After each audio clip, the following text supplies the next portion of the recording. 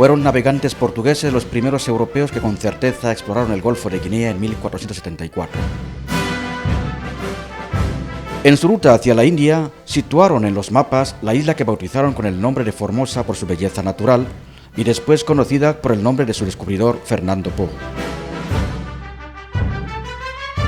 Esos territorios permanecieron en manos portuguesas cuando, a cambio de la isla de Catalina y la colonia de Sacramento en América del Sur, Portugal cede a España la soberanía de Fernando Po y a Nobón.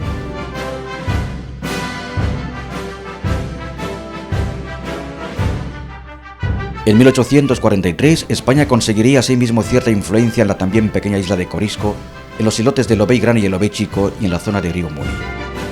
En 1926, fueron unidas ambas partes, la insular y continental como colonia española, y así quedó configurado el territorio que hoy es Guinea Ecuatorial.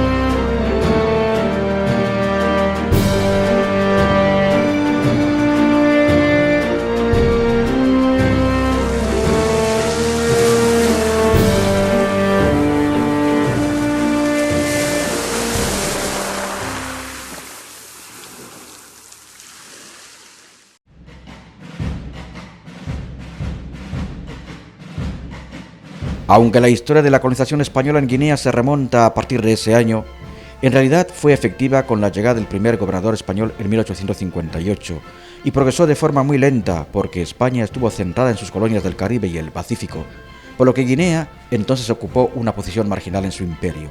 Por esta razón, los británicos ocuparon la isla de Fernando Po entre 1827 y 1832 para luchar contra el tráfico de esclavos, fundando así el establecimiento de Port Clarence. Durante la Conferencia de Berlín, las potencias europeas consagran el reparto de África a regla y lápiz. En ese periodo, España había perdido gran parte del territorio que sobre el papel le había correspondido en la zona continental del Golfo de Guinea y que cayó en manos de Alemania y Francia. Por esas fechas, Inglaterra, con la excusa de vigilar mejor el tráfico de esclavos, ya tenía sus ojos puestos en Fernando Po.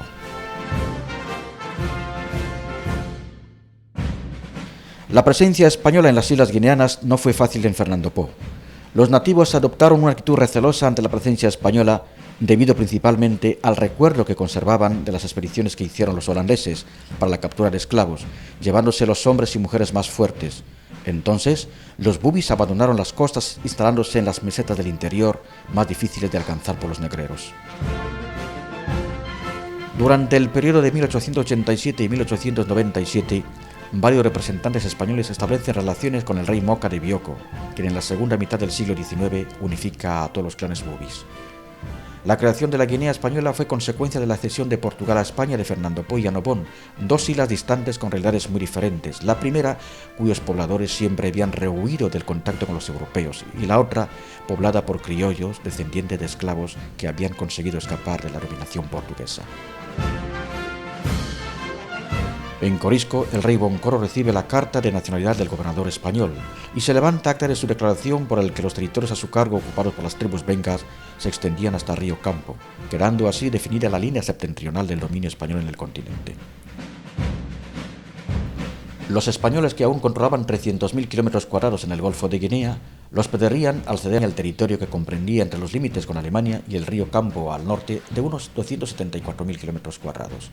Entonces, sus posesiones quedaban reducidas a la actual extensión de 26.000 kilómetros cuadrados de la región continental de Río Muni. Guinea Española es un territorio probablemente de los países más pequeños de África, pero hay que pensar que cuando España reivindica y accede a un territorio en África que nunca había hecho caso, porque España siempre se había centrado bien en América, bien en Oceanía, etc., le dan un territorio por el Tratado del Pardo de 1778 de 300.000 kilómetros cuadrados. Es decir, desde la desembocadura de los ríos del Aceite, el río Níger y el río Boni, hasta la desembocadura del río Ogooué. Aunque la cesión lusitana comprendía un área más vasta que abarcaba parte del actual Gabón, de la República de Camerún y otras zonas costeras, el Tratado de París de 1900 lo redujo humildemente a los límites actuales.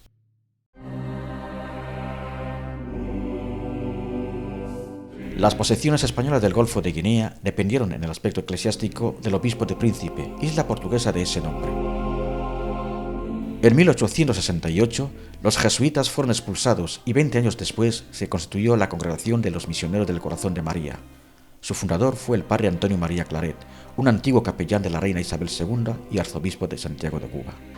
Nosotros, al llegar a Guinea Ecuatorial, nos encontramos pues prácticamente todavía sin una cristiandad hecha.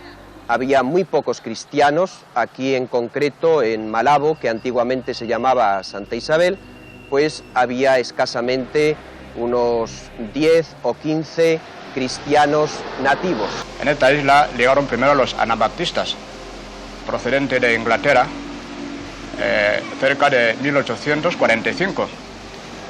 Y todavía esto estaba a punto de ser transferido a la corona de Inglaterra, porque se sabe que hubo un tiempo en que España quiso vender esta isla a Inglaterra.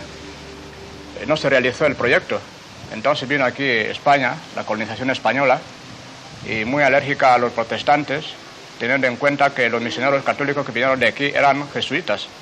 Se puede empezar a pensar ya una evangelización un poco más organizada hacia 1841, ya cuando también a nivel de política España ya toma conciencia de que tenía aquí unas colonias que tenía que prestar atención, ¿no? Y atender en todos los niveles. Y luego ya sucesivamente ya vinieron otras congregaciones, otros grupos religiosos, misioneros. Comenzamos, por tanto, nuestra labor de evangelización, principalmente aquí en la isla, puesto que era la parte que estaba más descubierta y más civilizada. En el continente tardamos más en llegar, por la razón de que había algunas dificultades de orden incluso eclesiástico, porque aquella zona había un cierto contencioso entre los obispos franceses y los obispos españoles respecto a quién pertenecían aquellos territorios. Durante el periodo de la pugna de África, en que las potencias europeas se lanzaron a la conquista de este continente, España apenas se preocupó por ampliar sus posesiones africanas. Como en tantos otros países africanos, las fronteras resultantes de la conquista colonial eran absolutamente arbitrarias. Algunos clanes quedaron divididos entre Guinea, Camerún y Gabón, lo que hizo que la población esté marcada por la heterogeneidad, un territorio continental y varios insulares distantes entre sí, con poblaciones diferentes y experiencias históricas diversas.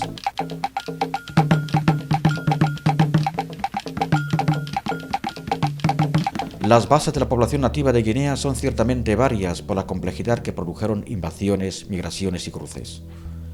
Así quedó configurado el territorio de Guinea con varias islas como Fernando Po, Corisco, Annobón, el Lobey Grande, el Lobey Chico y la parte continental de Río Muni.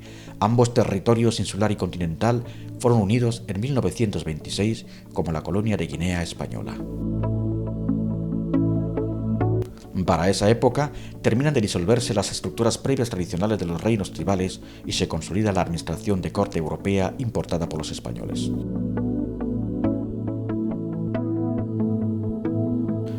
En 1959, los territorios españoles del Golfo de Guinea adquirieron el estatus de provincias españolas ultramarinas, similar al de las provincias metropolitanas. Adoptan oficialmente la denominación de Región Ecuatorial Española y se organiza en dos provincias, Fernando Po y Río Muni.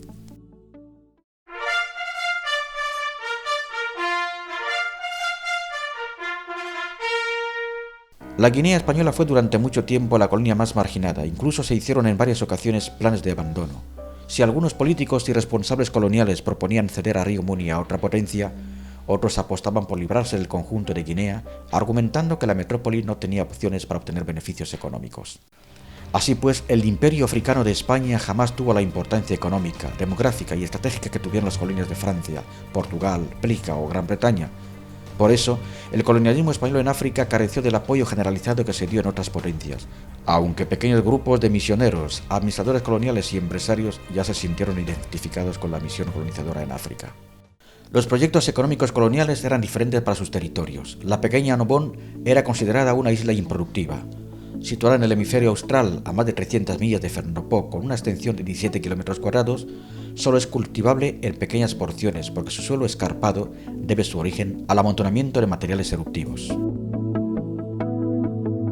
Fernando Po, en la ensenada de Biafra, es una isla volcánica de 2.017 kilómetros cuadrados, con unos 70 kilómetros de longitud máxima y 30 metros aproximadamente de anchura media. La isla, que goza de situación privilegiada en el Golfo, a menos de 100 millas de los puertos de Victoria, Douala y Calabar, y 137 de Bata, ocupó un lugar central en la economía colonial con la producción del cacao, que se explotó básicamente con la mano de obra nigeriana.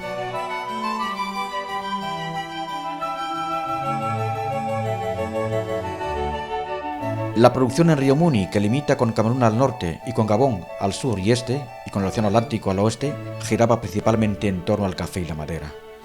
Sus fronteras puramente artificiales encierran una superficie de 26.000 kilómetros cuadrados. El Muni, en realidad, es una amplia ría que recoge en extenso abanico las aguas de muchos afluentes desde Cogo. Forma un estuario de espléndida belleza y bastante calado que permite la navegación hasta dicho núcleo urbano. El territorio de Río Muni comprende además las islas de Corisco, el Lobey Grande y el Lobey Chico, que presentan una llanura que apenas tiene accidentes geográficos. Tienen el suelo arenoso y las tres emergen próximas al continente frente a la desembocadura del Muni.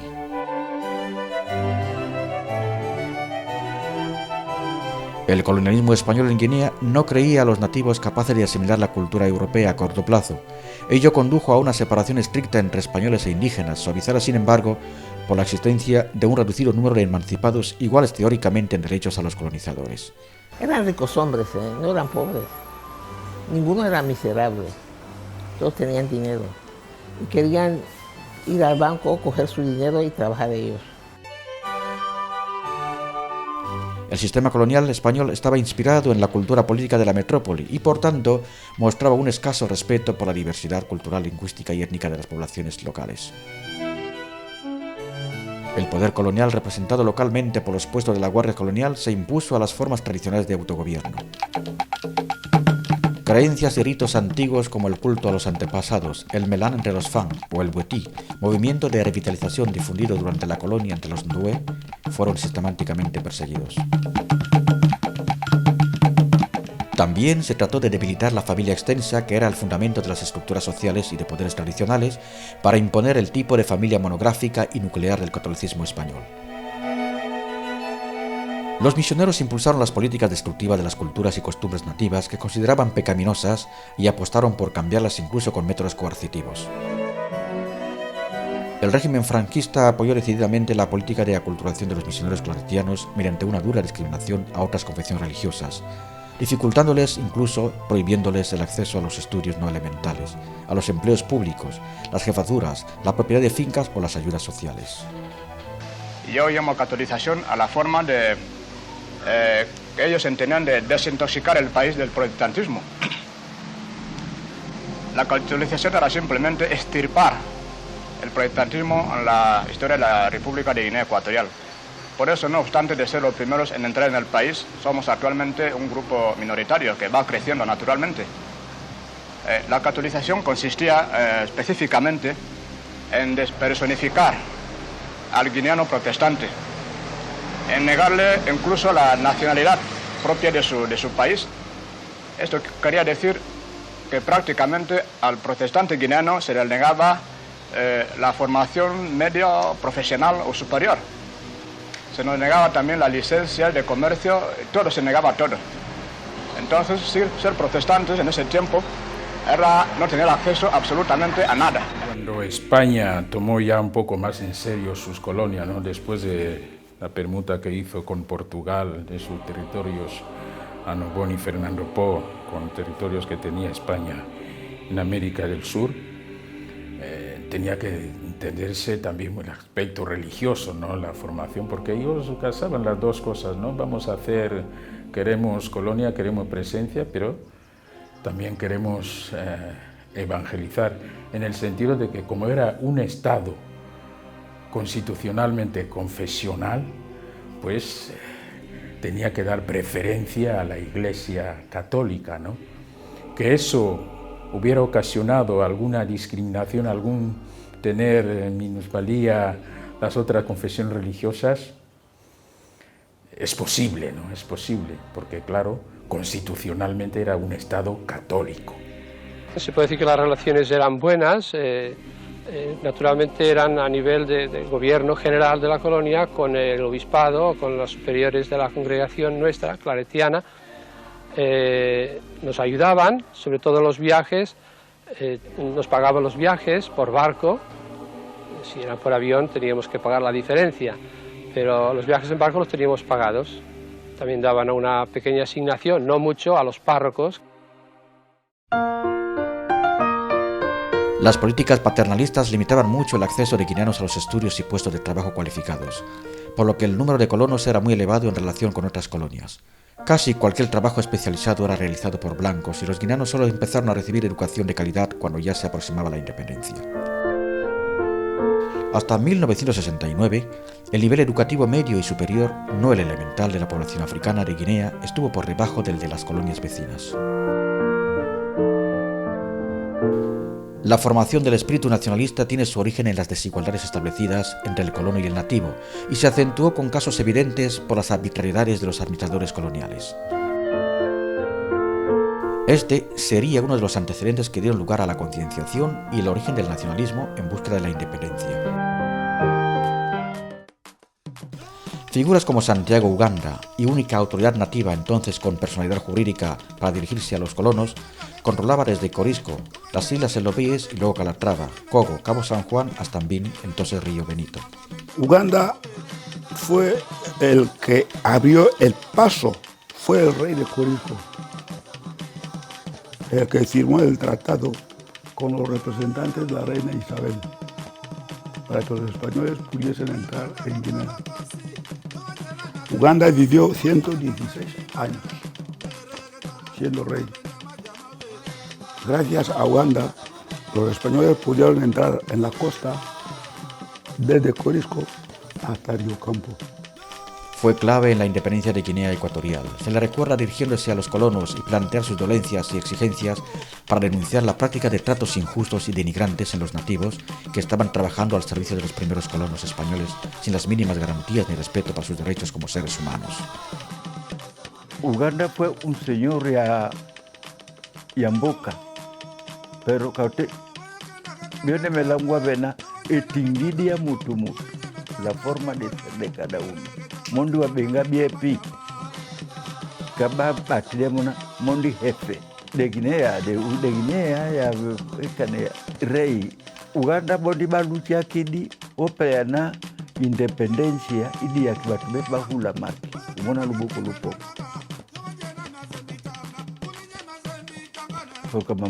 kama mwaka ndo vya manyi kwanga Rio Campo na ubo ukane paraki kanima bapokwe na hohakeni para que hokula maki. Firmó el trato con España a la sombra del árbol ceiba que viene en nuestro escudo nacional. Esa es la significación por qué la ceiba aparece en nuestro escudo. Ató una cuerda con bastante holgura. Digo, cuando este árbol haya alcanzado ese volumen, ustedes me dejarán mi país. Se marcharán. Era boresi ogugo, ndugu, banyo, ana, katutia mamete, amana chilembre chansia, aku Enrique, na kono, na baba mintan, ya ali, min mama madia. Amu, kina nakleta mana, min masa koresko. Mana kia akashi wasa baja koresko. Nino kanda dia mana, tame kuyang, tame ya na kia jami sida. Ini dia nena, masih dia jami sida ida aje. Mana wasa we dia saja dia kaza, gua jangan macam ni, mana koresi, dia tabi dia gongwa. Borai dia ya. Sus encuentros con Acacio Mañé permitieron la unificación de criterios sobre la independencia nacional junto a otros líderes nacionalistas como Enrique Mbo, muerto de forma misteriosa en la oficina de Camerún. Mi padre salió de aquí, Guinea, el 4 de junio de 1959. Entonces era a la madrugada. Nos reunió familiarmente y más a mí me dirigió porque entonces era la más mayor. Porque entonces mi hermano mayor estaba en España cursando los estudios y mi hermana, la primogénita, estaba en el colegio. Según me dijo él que iba a hacer un viaje, pero el viaje era largo y que volvería muy pronto y se fue. Y desde aquel entonces, bueno, teníamos contacto con él porque siempre enviaba unos mensajeros para que le dijeran a su hermano mayor que quería entrevistarse con él. Esto a unos 20 o 30 kilómetros en el bosque. Y tenía que ser clandestinamente porque, ya sabe, si se llegase a enterar la Guardia Civil, ya se imaginan lo que debería de haber ocurrido. Entonces él a la madrugada, eso de las 2, salía con la lámpara y se encontraba ahí con su hermano. Y la verdad que aquel entonces fue cuando supimos la verdad del viaje que él había realizado.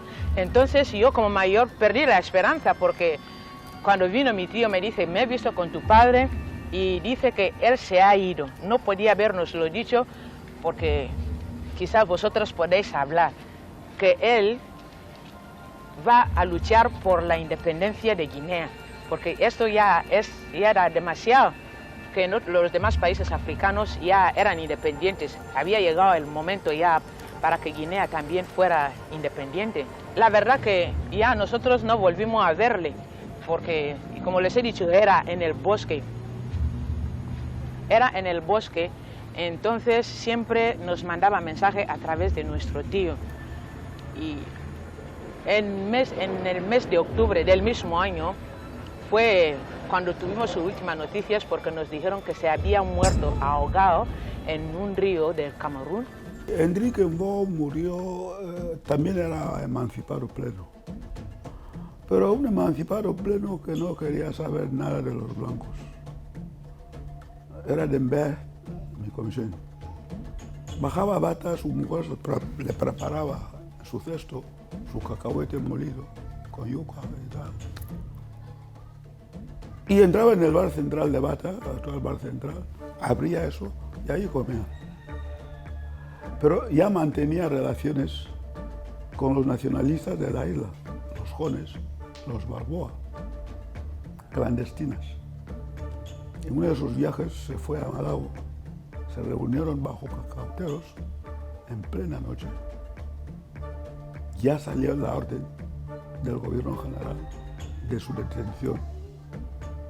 Cuando llega a Bata, clandestinamente también, coge un coche particular, llega a su pueblo en Mbé, encuentra a su mujer cadáver, difunta, y no pudo asistir al entierro de su mujer, porque de lo contrario, la Guardia Civil también estaba para detenerlo.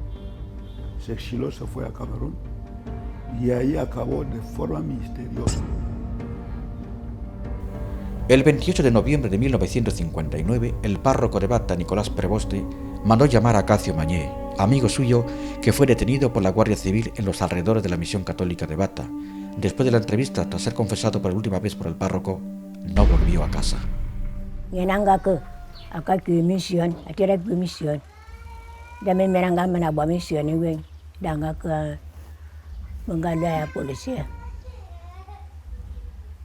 Guajam de Tomawe, Aluraku, Ania, Akasha Yadamana, Aka Policia, Ta Luraka, Anu Dangalome Burajani na, Akasha Lomana, Aka Policia, Mata Penya Dangaloma Kalaruni, the baby Gamanaka, and Nabia Kuruna Biakana, Jibo Ka.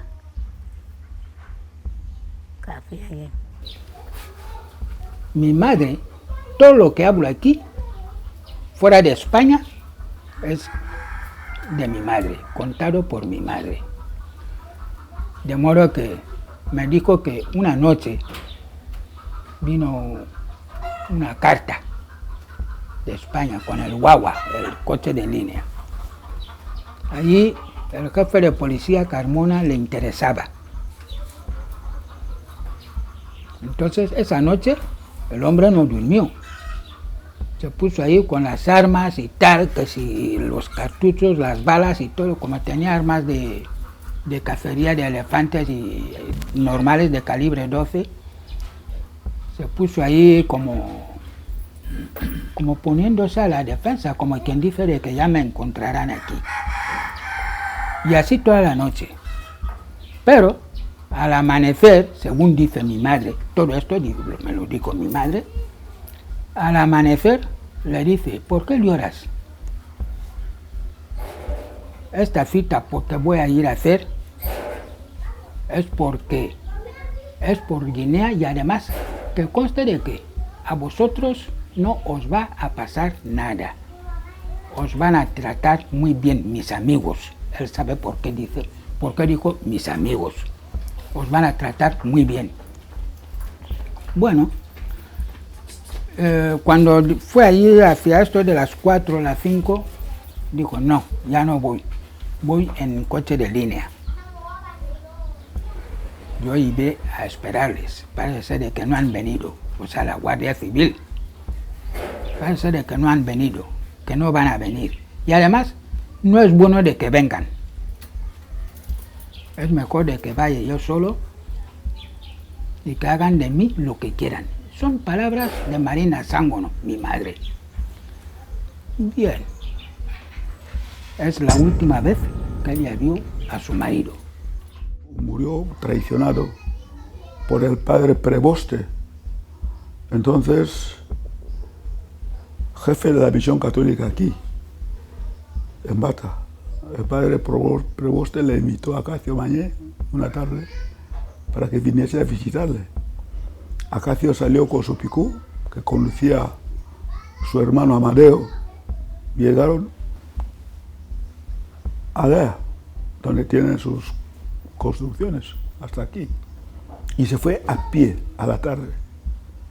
Entró en la misión. El padre preboste la recibió,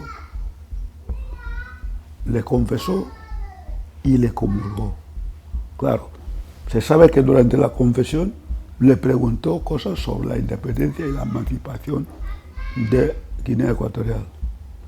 Con que mientras tanto, la Guardia Civil ya le esperaba afuera, en la oscuridad. Nadie más le vio a Acacio Mañé con vida. Fue detenido ahí, muerto donde sea. Se sabe que se le metió en un saco y se echó el saco en alta mar.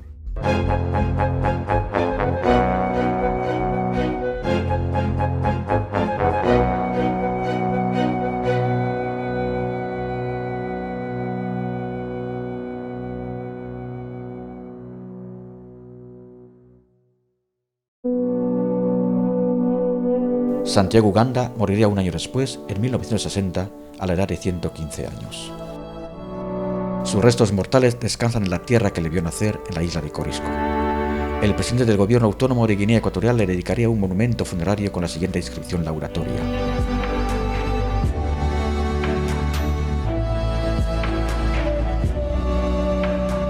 un precursor de la autodeterminación de la Guinea Ecuatorial. La promulgación de la ley de terrenos, que introducía flagrantes desigualdades entre blancos y nativos de cara a la posesión de tierras cultivables en favor de los europeos, puede considerarse como uno de los factores fundamentales de la solidificación del sentimiento nacionalista en los llamados territorios españoles del Golfo de Guinea. Así fue creciendo la reacción independentista hasta desembocar en la creación de movimientos políticos en la clandestinidad. Pero el régimen colonial siguió dificultando el acceso a la independencia. Para viajar a Fernando Po o de un distrito a otro en el interior del país se exigía un salvoconducto de difícil obtención si no se era de confianza.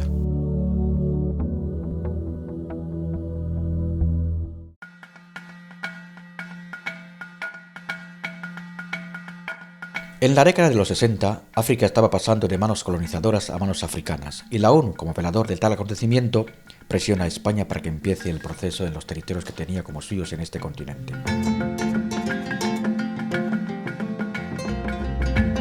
Hasta el ingreso de España en la ONU en diciembre de 1955, el gobierno de Franco no fue importunado, pero pocos meses después recibió un escrito del secretario general de la organización pidiendo la pertinente información sobre sus territorios no autónomos en África de cara a su descolonización.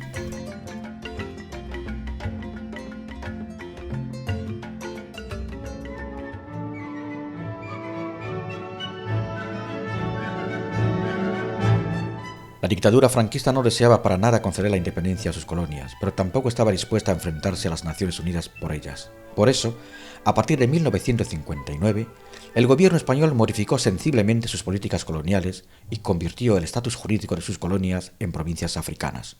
Sin embargo, no había terminado aún en definir su política, básicamente por las tensiones entre la subsecretaría de la presidencia del gobierno en manos de Carrero Blanco, partidario de mantener el dominio colonial, y el ministro de Asuntos Exteriores, Fernando María Castilla, que defendía la necesidad de descolonizar el territorio guineano.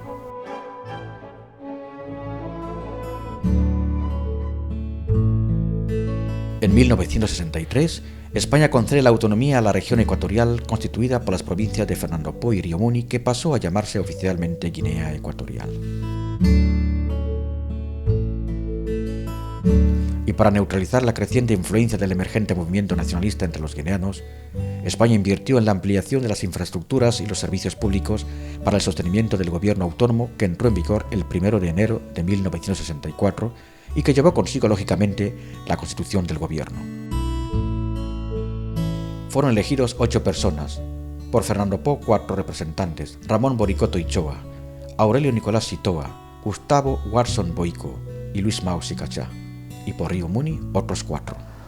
Estaba Honduedo como presidente, Macías como vicepresidente, Luis Rondo como consejero,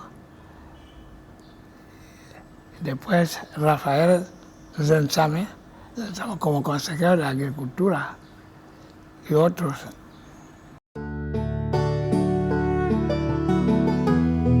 El 27 de mayo de 1964, Franco firmaba el decreto por el que se nombraba a Bonifacio Honduedo presidente del Consejo del Gobierno Autónomo.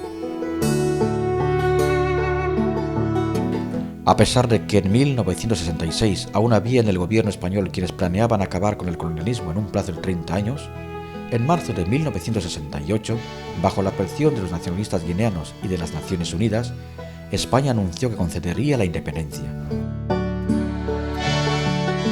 Esa decisión se fragua en el lapso de tiempo que va desde octubre de 1967 a junio de 1968, y para ello se convoca la Conferencia Constitucional sobre la Independencia de Guinea.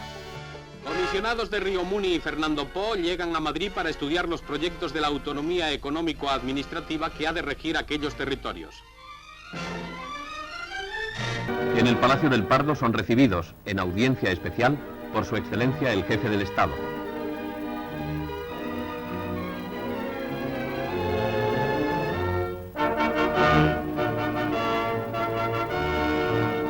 El gobernador general de la región ecuatorial, almirante Núñez, habla en nombre de todos. La única mujer que figura en la comisión entrega a su excelencia un álbum en el que se recogen las actas donde testimonian su fidelidad 240.000 habitantes de aquellas provincias españolas. Hubo muchas rencillas internas en el gobierno de Franco para tomar esa decisión y habían 2 posturas. Por un lado, la de Carrero Blanco, que proponía una independencia progresiva contemplando la posibilidad de una separación del continente y la isla de Fernando Po. Y por otro, la de Fernando María Castilla, que apoyaba la independencia inmediata y conjunta de la isla y el continente. Así comienza en Madrid la Conferencia Constitucional el 30 de octubre de 1967 para diseñar la estructura política de la futura nación guineana. Había desde el punto de vista interno de Guinea un problema, como en casi todos los países africanos, de diferentes grupos raciales y tribales. De modo que, no entrando en cuenta otros grupos menores, es decir, que Corisco, Annobón tenían sus propios grupos étnicos, pero en definitiva, en las 2 principales zonas, la zona de Bata y la zona de Santa Isabel, había 3 grandes grupos raciales. Había el grupo Bubi, propio de la isla, había el grupo Bantú, que era el más numeroso del continente, y había el grupo Playero. Y justamente del juego de los líderes políticos de estos 3 grupos vienen gran parte de los problemas que enfrentaron y que luego pues dieron lugar incluso a un conato de golpe de Estado y a unas represiones internas muy fuertes. Hay que recordar que Atanasio Ndongo y el propio Ibongo, de quien hablaba, pertenecían al grupo Playero, mientras que el grupo dominante, con Macías y los suyos, eran bantúes, y el grupo Bubi fue siempre un grupo, en todos los sentidos, pues minoritario. En la descolonización española sobre Guinea Ecuatorial no hubo un criterio unánime de preparar una élite a la cual entregar el poder. Mientras para la presidencia del gobierno la persona importante era don Bonifacio Honduedo, para asuntos exteriores, señor Castilla, lo era don Atanasio Ndongo. Así entramos en la independencia. Y Macías le apoyamos nosotros, el pueblo llano, porque se había dicho que la independencia es un acto netamente guineano. España no tenía nada que ver en ello. Entonces nosotros comprendimos que los españoles no tienen por qué meterse en la elección de quién debe ser el futuro presidente de la República de Guinea Ecuatorial. Porque Macías, por eso Macías se llevó el gato al agua.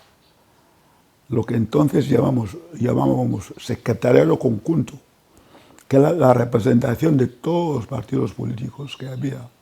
Apoyamos a Macías. Y en el año 64 se decide que hay que hacer una comisión constitucional. A la comisión constitucional acuden 4 factores, 4 líneas o 4 opciones. Una, la apoyada por Carrero, que es la del gobierno, que es la que lleva Bonifacio Ondó Edu. Otra, que es la que apoya Castilla, que es un sector un poco más cercano a la izquierda, que es Atanasio Ndongo. Otra, que es la de los bubis de la isla de Fernando Poo, que quieren ser independientes. Y luego hay un tercero en discordia, amigo, que es el punto importante, que es lo que se llama secretariado conjunto, y es el que se convierte en árbitro de la Comisión Constitucional, que lo lleva un tal Francisco Macías, asesorado desde Madrid por un personaje fundamental, que no se puede entender nada de Guinea sin él, que es don Antonio García Trevijano. Trevijano era opositor de Franco. Y como nosotros luchábamos contra Franco, fuimos a verle. Después de un breve tiempo, se llegó a un acuerdo que cada partido político redactara su constitución de la independencia. Entonces, muchos abogados españoles intervinieron en redactar, en encontrar a algunos líderes para que le redactasen ese documento. Y en la parte del Partido Nacionalista Monarquía, donde estaba Macías, que Ibongo también estaba en ese partido, cuando entró ayer donde Trevijano entró. Trevijano entró, prometió a redactarle el documento, pero no lo hizo. Lo redactó otra persona, que yo estuve presente, Robles. Trevijano era nuestro asesor de la conferencia constitucional. Trevijano nos ayudó a hacer la conferencia constitucional, porque él era también opositor al gobierno de Franco en España. Organizaba huelgas, pagando a los obreros españoles. Y acabó ayudándonos económicamente en España, porque digo que el gobierno español nos pagaba unas dietas exiguas, no acorde a nuestra condición de políticos que buscan la independencia. Trevijano daba dinero a la delegación española y preparó el proyecto de constitución que nosotros presentamos a la conferencia constitucional, y España lo rechazó de lleno. De eso España no cogió ni coma. Por eso, al término de la conferencia constitucional, Trevijano financió el viaje de Macías, José Sué, Clemente Artigas y otros de la isla a la ONU para protestar la forma en que España había cerrado los debates de la conferencia. García Trevijano le hace en el año 72 una ley de presidencia vitalicia. Y en esa misma ley se incluye la pena de muerte, una serie de cosas. Trevijano hace todo esto para ponerle una china en el zapato al franquismo y que no se descolonice el territorio como el franquismo tenía pensado. Es de señalar que Macías, que fue un genocida en estado puro, que se cargó el 10% de la población de su país a golpe de machete y a golpe de barra de hierro, condecoró a García Trevijano con la Gran Cruz de la Orden de la Independencia, una cosa así. También es cierto que en presencia del ministro de Educación franquista, Villar Palasí. Y Trevijano llegó a Guinea una vez, en la celebración del primer aniversario, y de hecho se hospedó en mi casa. Fue condecorado como caballero de la Orden de la Independencia. En el año 58 vienen a visitarme a este despacho, a esta misma habitación, un grupo de guineanos que no pertenecen a ninguno de los dos grupos anteriores. Pertenecen a todas las etnias, a todas las tribus y razas de Guinea, hay de Fernando Poo, de Río Muni, de las Islas Corisco, de Annobón, y me plantean el problema de que carecen de ayuda, tanto técnica como financiera, para luchar por el proyecto concreto que persiguen, que es la independencia real de Guinea, sin ser tampoco neocolonialismo. La Conferencia Constitucional de Madrid tiene que definir el tipo de independencia a través de la Constitución. Me piden mi ayuda y yo pensando que la oposición democrática en el régimen de Franco tiene que estar presente en un momento histórico como es el dar nacimiento a un nuevo Estado y afrontar los riesgos de una descolonización, acepto esta ayuda que me solicitan en dos aspectos. De un lado, ofreciendo mi preparación técnica para redactar una constitución de independencia y en segundo lugar, ayudándoles con mis medios modestos a pagar los gastos de hoteles y algunas otras facturas, ya que ellos carecían de subvenciones de ningún grupo económico. Yo hasta ese momento nunca había estado en Guinea, no que tenía ninguna relación con ningún grupo económico de Guinea y actué exclusivamente por motivos políticos. En nombre de la oposición democrática. Nueva York. Salón de Plenos de la ONU. Se aprueba la resolución 2230 para la descolonización de los territorios españoles del Golfo de Guinea. La ONU invita a España a la convocatoria de elecciones por sufragio universal.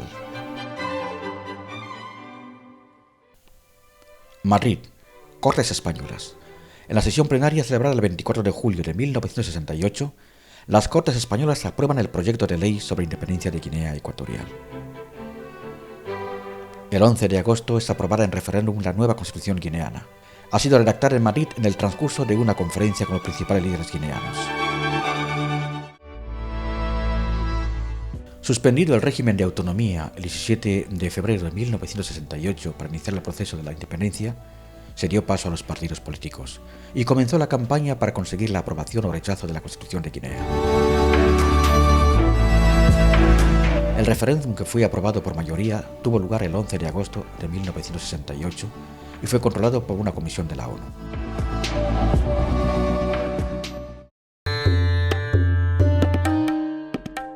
Para las elecciones presidenciales se presentaron 4 candidatos. Bonifacio Ondoedu, del Movimiento de Unión Nacional de Guinea Ecuatorial Monje, catequista y nacionalista regresado del exilio en 1963, que había sido presidente del gobierno autónomo y que el gobierno español había puesto sus miras. Era pro-español y estaba apoyado por Luis Carrero Blanco, buena parte de los finqueros españoles en Guinea y sectores de la Iglesia Católica. Él proponía una independencia asociada y la posibilidad de que españoles formaran parte del gobierno. Su símbolo era la gacela.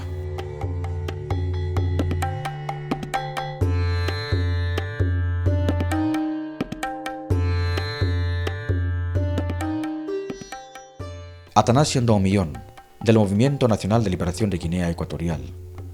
Líder nacionalista, exiliado hasta 1966, apoyado por Fernando María Castiela, ministro español de Asuntos Exteriores. Tenía una concepción más amplia en cuanto a la necesidad de relaciones de Guinea con Occidente y la metrópoli. De ideología moderada, proponía que el régimen de autonomía fuera sustituido por un gobierno provisional que preparara la independencia total. Su símbolo era la palmera.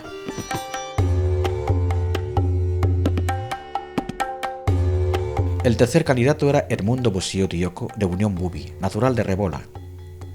Tenía el apoyo de gran parte de los cultivadores de cacao. Era partidario de la autodeterminación de la isla de Fernando Po, o en su defecto, de la integración de la misma como Estado en una forma de república federal. Eligió como símbolo la campana Bubi.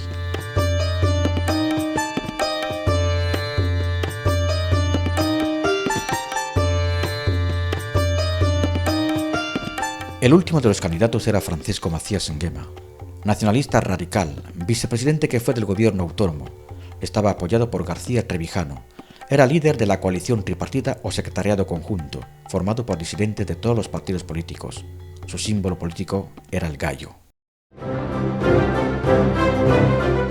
Días antes del inicio de la campaña electoral, el gobierno español ponía en marcha las instalaciones de televisión en la entonces Santa Isabel. A Manuel Fraga le acompañó en la inauguración de la televisión guineana el presidente del gobierno autónomo y candidato a la presidencia Bonifacio Ondoedu. La obra que yo he visitado esta mañana me ha dejado una impresión confundida, porque quien lo creyera que el año 1968 se inaugurará o se tendrá en nuestra Guinea Ecuatorial, en Santa Isabel, una televisión compuesta de todos sus técnicos y todas sus obras.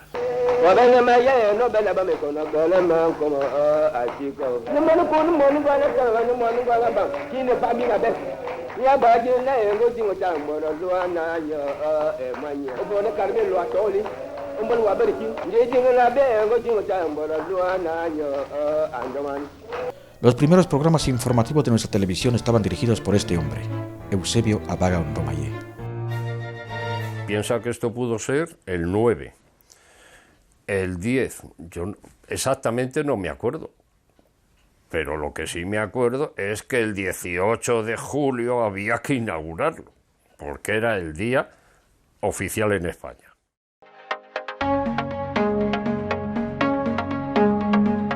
El 22 de septiembre de 1968 se celebraron las primeras elecciones presidenciales, y al no haber logrado ninguno de los candidatos la mayoría absoluta, se celebró la segunda vuelta de las elecciones el domingo siguiente, 30 de septiembre, entre los dos candidatos más votados, Bonifacio Nduedu y Francisco Macías Nguema.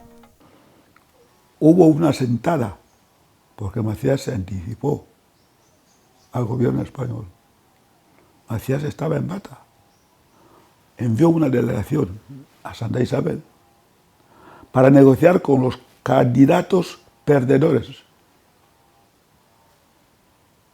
Se invitó a don Bonifacio en esta sentada. Don Bonifacio asistió y dijo que no podía dar sus votos a nadie, porque confiaba en Carrero Blanco, quien le había prometido la presidencia de la República de Guinea Ecuatorial. Nos abandonó, yo asistí a ese encuentro. Ahí mismo, en la casa de Armando Balboa nos reunimos, se diseñó la formación del primer gobierno independiente.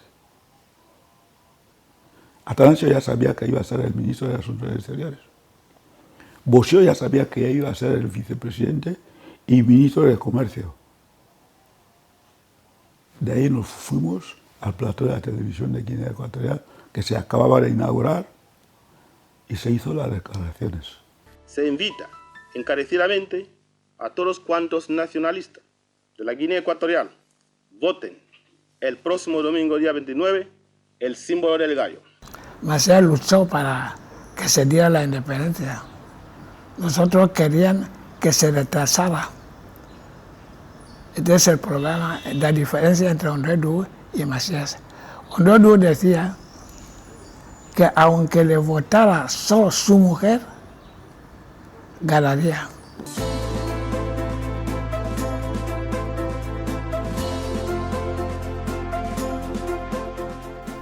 Ante el estupor de los españoles y la sorpresa de los observadores internacionales, gana las elecciones el carismático Francisco Macías Nguema. Ha quedado por detrás Bonifacio Nduedu, expresidente del gobierno autónomo, apoyado por la presidencia del gobierno español, y Atanasio Ndomillón, líder del Monalige, apoyado por el Ministerio de Asuntos Exteriores de España. La tragedia acababa de empezar.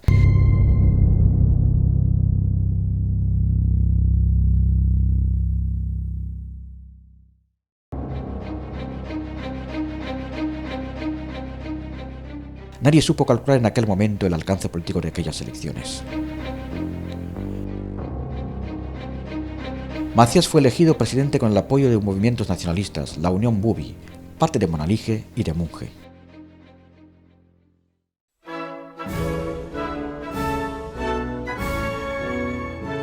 La independencia fue proclamada el 12 de octubre de 1968.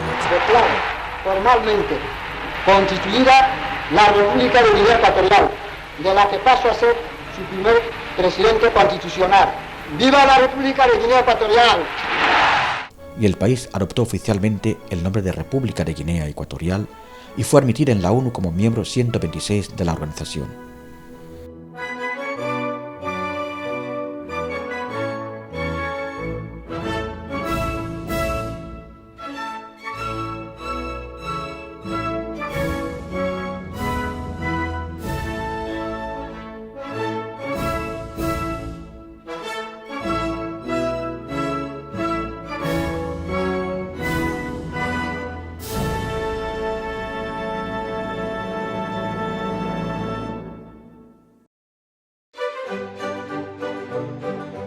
El día señalado llegó a Santa Isabel de la mano de Manuel Fraga Iribarne como ministro plenipotenciario en representación del Estado español. Sorprendió a muchos que no fuera el ministro de Asuntos Exteriores de España, Fernando María Castilla. Asisten al acto de la firma de la independencia, además de la misión diplomática española, representantes de las Naciones Unidas, de la Organización de la Unidad Africana y de varios países del continente negro. Firman, por parte de Guinea, el presidente Francisco Macías Nguema y por la española, el representante del jefe del Estado, Manuel Fraga Iribarne. Las firmas legales rubrican el nacimiento de un nuevo país alumbrado por España. Acto seguido, Manuel Fraga impondrá el gran collar del mérito civil al presidente del nuevo Estado de Guinea y pronunció un discurso resaltando la importancia de ese día. De modo que realmente, salvo en el plano militar y en el plano diplomático, ya el gobierno estaba funcionando. Eso fue una gran ventaja y fue una gran desgracia para Guinea el que no se hubiese hecho un experimento basado en la continuidad. Como tantas veces, pues la discontinuidad y la ruptura predominaron sobre la continuidad. Si hubiera continuado el gobierno autónomo en una primera fase como gobierno soberano, posibilidad que existió, pues hubiera sido mucho mejor para todos. Realmente, salvo en materia militar, repito, de orden público y materia internacional, ya las facultades las tenía todas el gobierno autónomo. Y en cuanto a la fijación de la transferencia de poderes, pues no planteó problema ninguno. Una vez terminados todos los procesos, sobre todo los electorales, homologadas las elecciones, elegido el presidente de la República, no había más que proceder a la transferencia y se eligió el 12 de octubre con muy buen criterio de señalar que se esperaba que aquel país africano se integrase también en una idea de una hispanidad ampliada.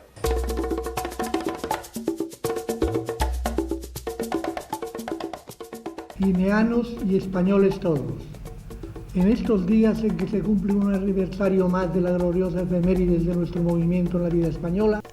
El día elegido es el Día de la Hispanidad, festividad de la Virgen del Pilar, patrona de la Guardia Civil, que rinde honores a aquella calurosa mañana, mientras la Plaza de España deja de serlo para ser Plaza de la Independencia, y la bandera española ha sido arriada y en su lugar ondea la bandera de la nueva República. Santa Isabel perderá pronto su nombre y pasará a llamarse Malabo. La victoria de la peor opción hacía peligrar todo el entramado colonial de España en Guinea, lo cual llevó al vicepresidente español, el almirante Carrero Blanco, a poner cartas en el asunto. Aquel 12 de octubre de 1968 hubiera sido recordado como una fiesta si no fuera porque el nuevo país entró rápidamente en una crisis de inestabilidad económica y política que se haría patente apenas 4 meses más tarde.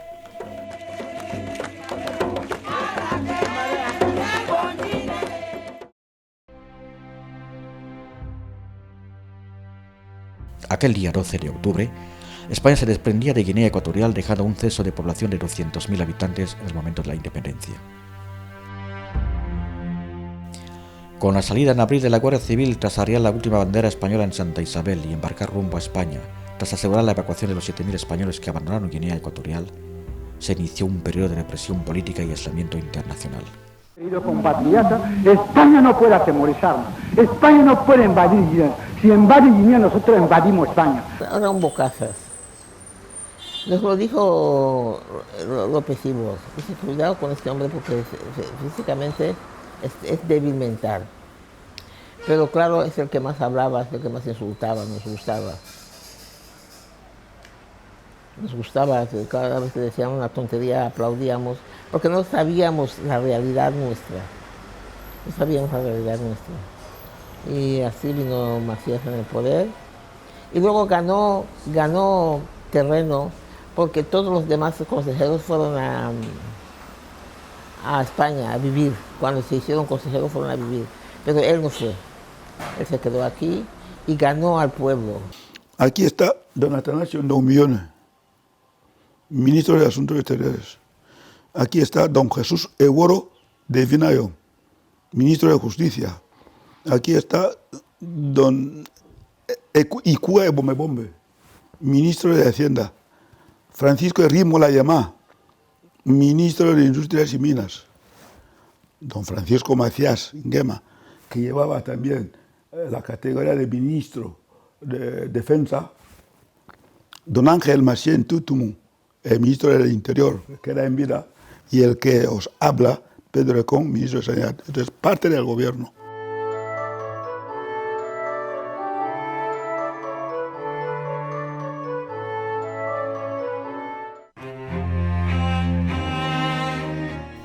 A los 44 años, Francisco Macías Nguema se convirtió en primer presidente de la República de Guinea Ecuatorial, un hombre con dotes de orador infatigable que hablaba con pasión ante un pueblo que le aclamaba.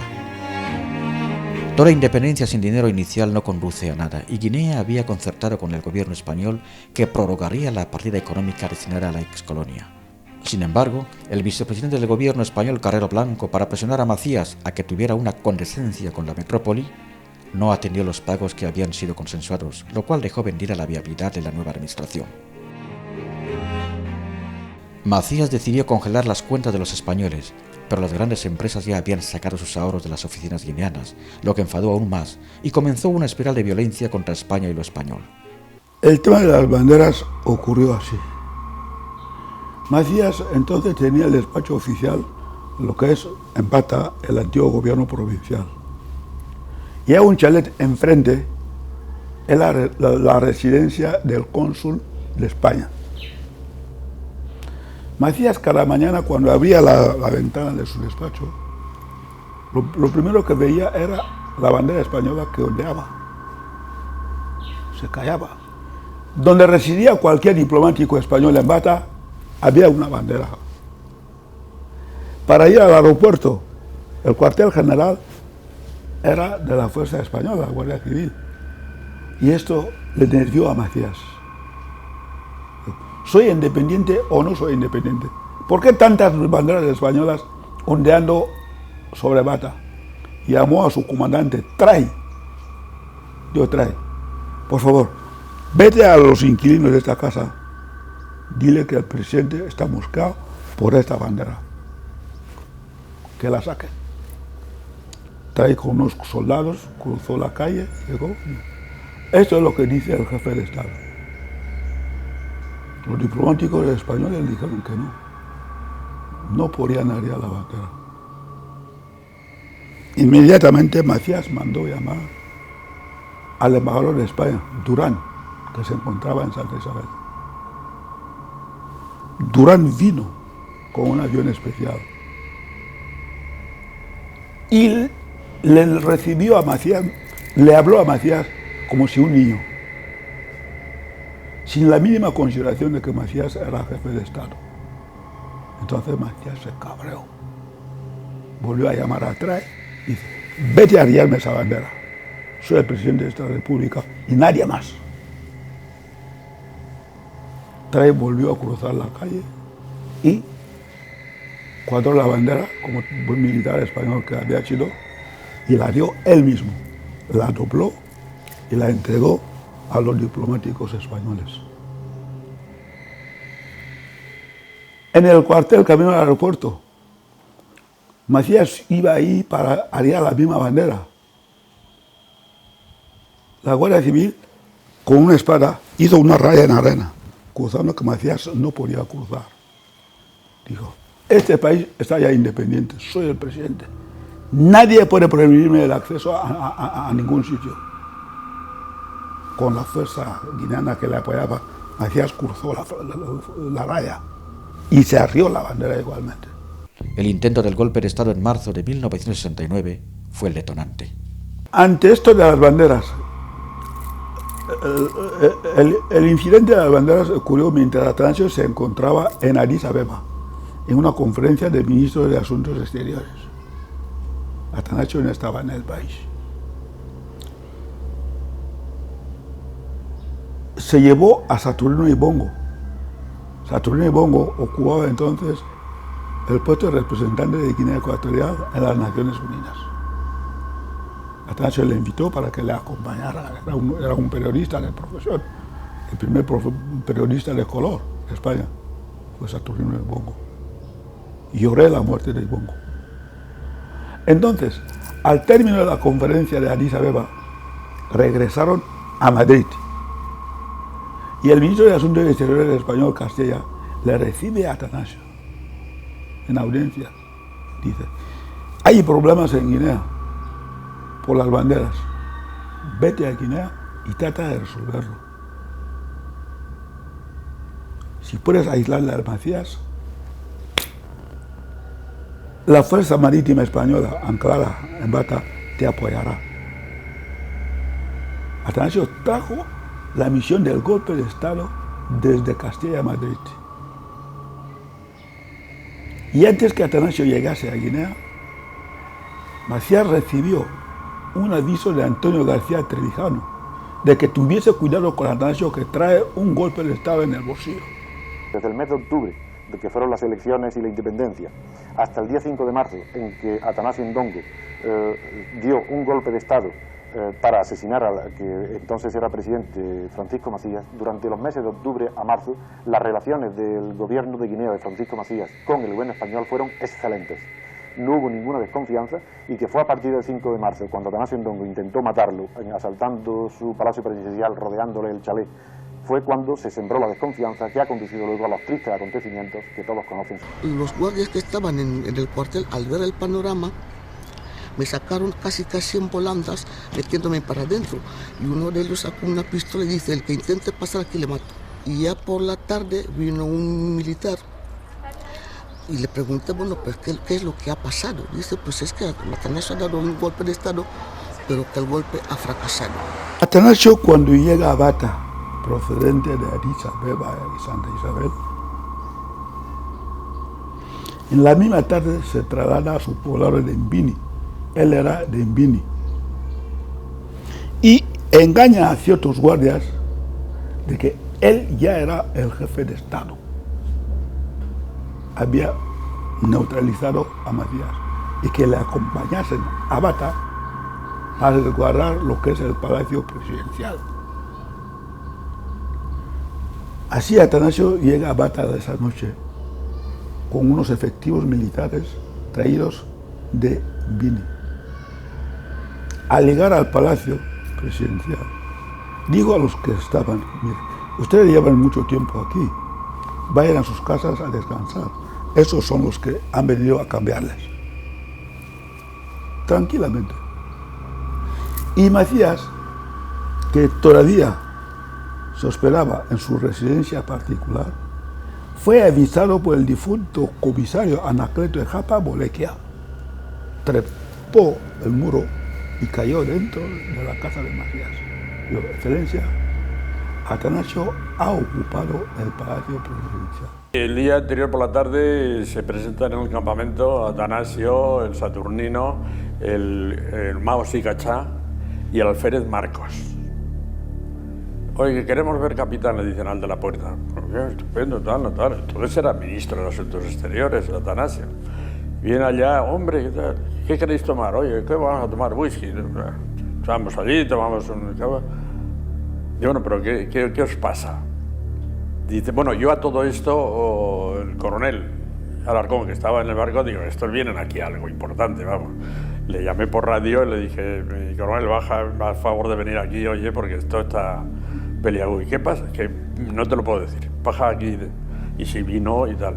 Y estuvimos hablando de mil cosas, y nada, y únicamente el alférez Marcos me dijo: capitán, vas a vivir mejor dentro de unos días. Macías salió de su residencia particular con un revólver en mano. Dijo: vámonos al palacio. El traidor Atanasio ha ocupado el palacio. Salieron en coches hasta el cuartel general de Bata. Llegó don Salvador Elazo, era el comandante militar. Macías le pidió que se tocase la retreta, la llamada urgente de los militares. Se reunieron todos los militares armados y Macías dijo: si me apoyáis, vámonos a echar a Atanasio, que ha ocupado el palacio presidencial. Salieron del cuartel al palacio, que dista unos 200 y pico de metros, a pie, con Macías en cabeza, revólver en mano, gritando: ¿dónde está el traidor de Atanasio? ¿Dónde está el traidor de Atanasio? Subieron las escaleras y Atanasio estaba reunido con su nuevo equipo, formando su nuevo equipo. Entre ellos, el llorado señor Ibongo, Gori Molubela y otros. De ahí, Atanasio fue arrojado a la ventanilla y se cayó, fracturándose una pierna. Atanasio preparaba su golpe con un tal Marcos Bonet. Marcos Bonet era un alférez de complemento, entonces era un camerunés, pero que estaba en el ejército guineano. Entonces relevó a todos esos y trajo sus guardias, ¿comprende? Y los sustituyó con esos guardias de él, de Atanasio. Saturnino fue un lugarteniente de Atanasio.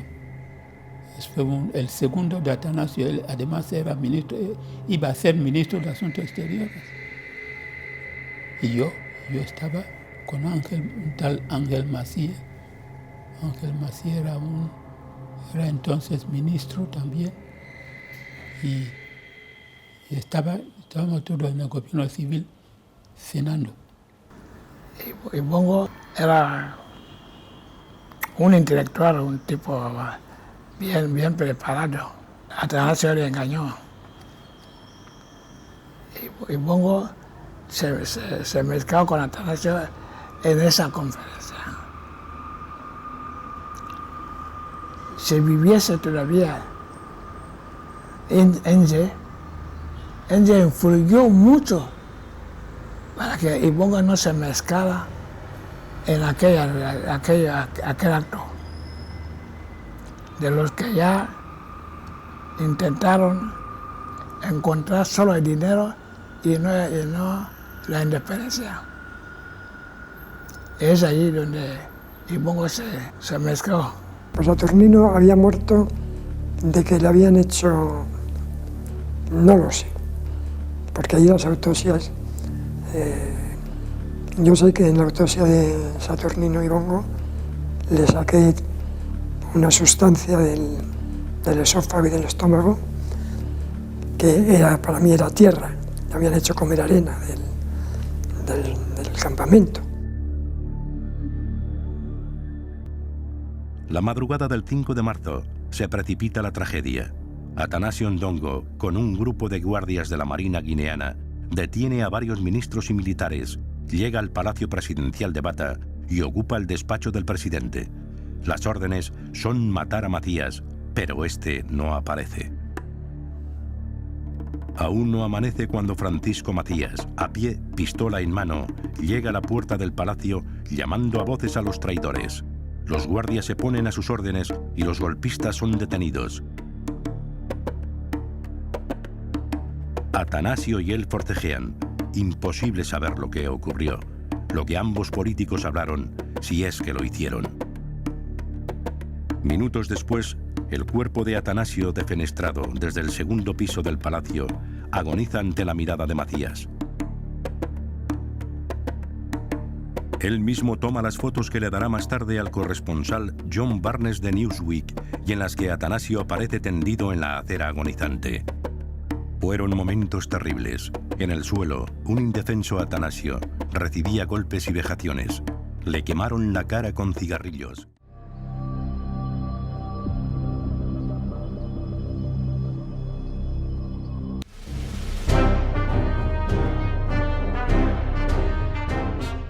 En diciembre del mismo año se inicia una espiral de desapariciones de destacados políticos y opositores al régimen, mediante una política autoritaria y represiva que no cesaría y que se vería consolidada a través de la prohibición de todos los partidos políticos. En círculos de Roma había una honda preocupación por la suerte de los miembros de la Iglesia Católica en Guinea Ecuatorial al conocerse la noticia de que las iglesias habían sido cerradas al culto y la catedral convertida en almacén. Dicen que era un buen creyente, ¿no? Hasta dicen que era de la adoración nocturna, ¿no? O sea, practicante, digamos, quizás llevado por su pasión política, creyó que por afirmar la independencia, la libertad de su pueblo, tenía que atacar lo que habría leído por la historia, lo que ha sucedido en otras partes. Cerró las iglesias, encarceló a los sacerdotes, había un ambiente hostil, totalmente hostil contra la iglesia, ¿no? Contra todo lo que suponía culto a Dios, que el hombre activara su dimensión religiosa, ¿no? Y cerrando las iglesias, las escuelas católicas, y creía que con eso favorecía, pues eso, el desarrollo o el cultivo de lo que para él era ser nacionalista, ¿no? Velar por los intereses del pueblo. Pero yo mismo he estado en la cárcel creo que en 3 ocasiones, ¿no? Y la última vez, de mayo del 78 a agosto del 79. O sea, hay 15 meses estuve por última vez en la cárcel. Fue una experiencia muy dura, muy fuerte, pero muy enriquecedora para mí, ¿no?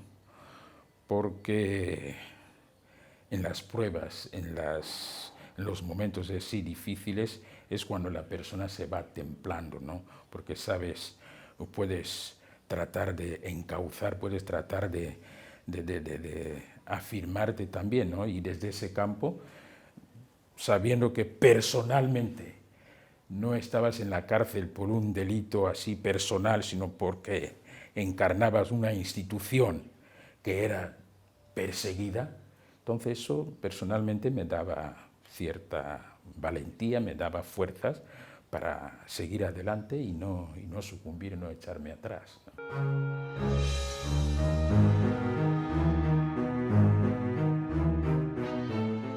Macías no tardó mucho en concentrar en su persona todos los poderes del Estado. En julio de 1970 creó un régimen de partido único. En mayo de 1971, partes importantes de la Constitución fueron abrogadas y en julio de 1972 se autoproclamó presidente vitalicio. A causa de sus métodos represivos, más de 100.000 personas escaparon a países vecinos. Al menos 50.000 de los que permanecieron en el país murieron y cerca de 40.000 fueron sentenciados a trabajos forzados. El régimen de Macías se caracterizó por el abandono de todas las funciones gubernamentales, a excepción de la seguridad interna. Las infraestructuras del país cayeron en la ruina, la religión católica fue reprimida y el sistema educativo cerrado. ¿Quién habla español? ¿Quién habla español? ¿Tú hablas español? ¿Tú hablas español? ¿No? ¿Tú sí? ¿Quién te ha enseñado a hablar español? ¿Dónde has aprendido a hablar español? Nada. ¿No lo hablas? ¿Quién habla español? ¿Ninguno habla español? ¿Tú hablas español? ¿No os lo han enseñado en la escuela? ¿Eh? Sí. ¿Tú hablas? No. ¿Qué habláis? ¿Qué idioma habláis? Viva el presidente vitalicio constitucional de la República del Comité Central del Partido Único Nacional de Trabajadores, nuestro gran sabio líder, muy querido y estimado por su pueblo, responsable supremo de la Revolución Guineana Democrática y Popular, su excelencia Mr. Mengibi Añendo. Viva el Partido Único Nacional de Trabajadores. Abajo el criminal y asesino, padre Nicolás Preboste. Abajo el criminal y asesino Jacinto Roca. Abajo el colonialismo y neocolonialismo español. Abajo el colonialismo tecnológico. Abajo los que se fugan sin motivo por miedo a la contribución del desarrollo económico nacional. Guinea Ecuatorial en marcha con, siempre con, nunca sin, y todo por la revolución guineana. Victoria o muerte triunfaremos y venceremos a los criminales y agresores españoles. ¿Quién enseñaba eso? Los maestros, por orden suprema del Ministerio de Enseñanza, por eso nos dictaban todas esas consignas. La economía se hundió y los ciudadanos más cualificados y los extranjeros dejaron el país. Macías puso en marcha una campaña de africanización que le llevó a reemplazar los nombres coloniales con nombres nativos. La capital, Santa Isabel, pasó a llamarse Malabo. La isla de Fernando Po fue rebautizada Machien Nguema Biyogo en memoria del mismo presidente y Annobón se llamó Pagao. Como parte del mismo proceso se ordenó a toda la población que cambiara sus nombres europeos por nombres africanos. El propio nombre del presidente sufrió varias transformaciones, de forma que al final de su gobierno se le conocía como Machien Nguema Biyogo Nyegendo. El periodo de Macías duró 11 años. En agosto de 1979 fue detenido, juzgado y sentenciado a pena capital.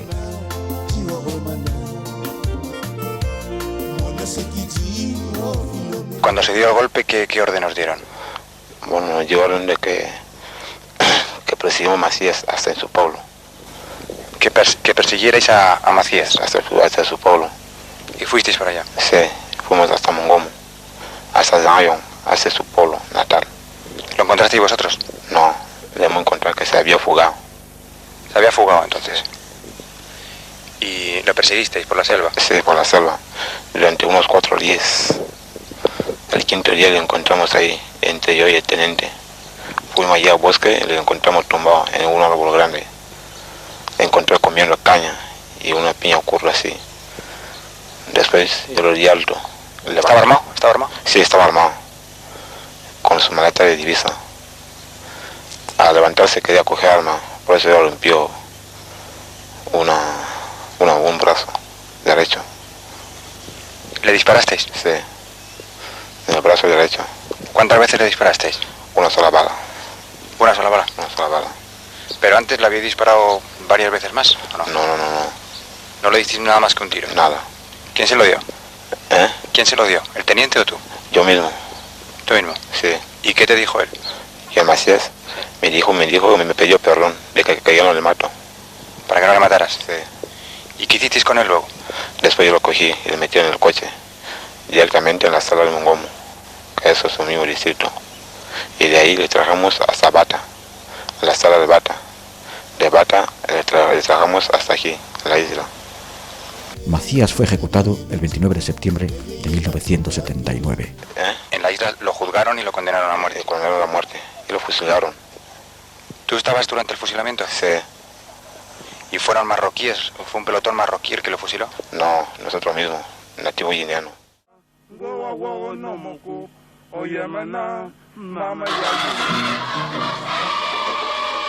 El 3 de agosto de 1979, el pueblo de Guinea Ecuatorial se despertó del letargo de los 11 años de la Primera República.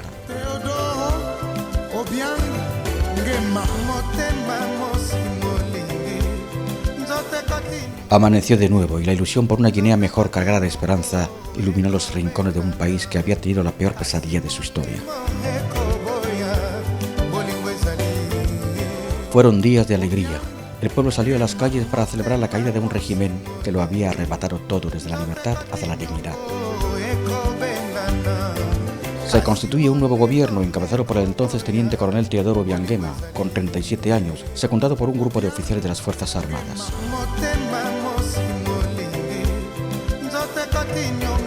Se tantearon varias denominaciones para el nuevo gobierno, hasta que se aprobó por consenso la de Consejo Militar Supremo. En estos momentos nosotros damos un trato preferencial a España, porque a España le existe la obligación moral e internacional de ayudar a Guinea Ecuatorial en estos momentos críticos como país madre. Por consiguiente, hemos presentado al gobierno español las necesidades más urgentes en todos los campos. Y las delegaciones españolas que han pasado aquí han evaluado las primeras necesidades y tenemos esperanza de que esas negociaciones darán resultado fructífero a fin de que se pueda solventar la situación actual. Tenemos esperanza de que España en este momento nos va a asistir en todos los campos. Después de asumir la presidencia del gobierno autónomo, Bonifacio Ndoedu dijo que Guinea Ecuatorial iría siempre de la mano de España. El presidente Francisco Macías avaló también las palabras de Manuel Fraga el día de su investidura, al decir que España no abandonaría la República de Guinea Ecuatorial a su suerte.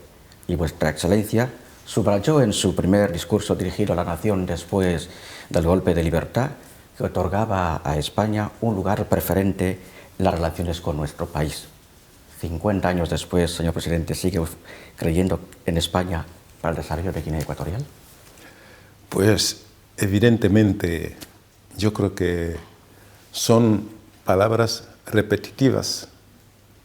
El primer presidente del gobierno autónomo, el presidente Macías, y yo, personalmente, creo que los vínculos culturales que nos unen con España dan esa prioridad a España.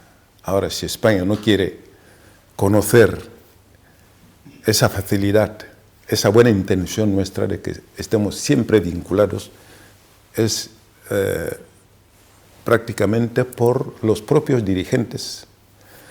En España estuve en mi primer viaje, el profesor Tierno Galván me dijo una cosa al visitar el Ayuntamiento de Madrid, porque en el discurso, intenté culpar los hechos de Guinea a España. Y me dijo, señor presidente, los pueblos están unidos siempre, pero sí, las personas pasan.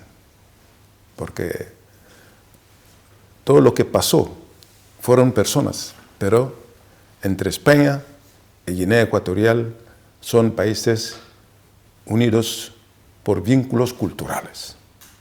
De manera que seguimos reafirmando la necesidad de que España y Guinea Ecuatorial tienen que tener vínculos, tienen que estar unidos.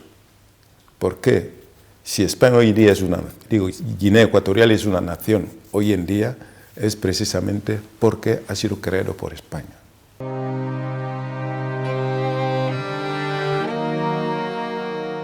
El 3 de agosto de 1979 se encontró con un país devastado, carente de estructura administrativa y con una economía totalmente destruida.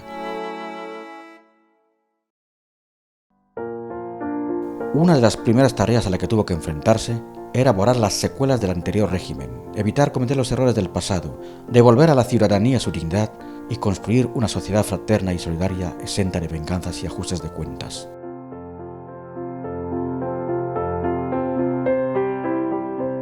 El nuevo régimen tenía ante sí una labor ingente, las arcas del Estado estaban vacías y la población era apenas un tercio de la que había en el momento de la independencia.